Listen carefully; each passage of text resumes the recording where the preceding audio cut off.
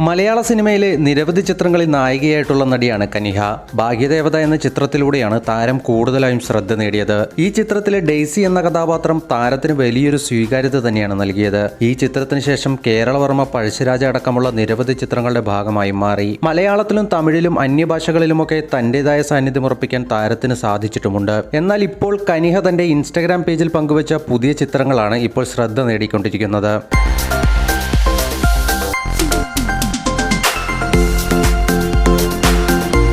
മുഖം മുഴുവൻ പൊള്ളിയ അവസ്ഥയിലുള്ള ചില ചിത്രങ്ങളാണ് താരം പങ്കുവച്ചിരിക്കുന്നത്. ഈ ചിത്രങ്ങൾക്ക് താഴെ നിരവധി ആളുകളാണ് എന്താണ് കനിഹയ്ക്ക് സംഭവിച്ചതെന്ന് ചോദിച്ചുകൊണ്ട് രംഗത്തെത്തിയിരിക്കുന്നത്. അതേസമയം വ്യക്തമായി തന്നെ ഫോട്ടോയ്ക്ക് താഴെ കാമിയോ റോളിന്റെ പ്രത്യേകതയാണ് ഇതെന്നും എഴുതുകയും ചെയ്തിട്ടുണ്ട്. ക്യാപ്ഷൻ വായിക്കാതെയാണ് പലരും എന്ത് സംഭവിച്ചുവെന്ന് ചോദിച്ചുകൊണ്ട് സോഷ്യൽ മീഡിയയിൽ എത്തുന്നത്. എന്നാൽ ഏറ്റവും പുതിയതായി റിലീസ് ചെയ്ത വിജയ് നായകനായ ഗോട്ട് എന്ന ചിത്രത്തിലും ഒരു കാമിയോ റോളിൽ കനിഹ അഭിനയിക്കുന്നുണ്ട്. ഈ ചിത്രത്തിന്റെ ഷൂട്ടിനായി മേക്കപ്പ് ഇട്ടിരിക്കുന്നതിന്റെ ഫോട്ടോയാണ് താരം സോഷ്യൽ മീഡിയയിൽ പങ്കുവച്ചത്.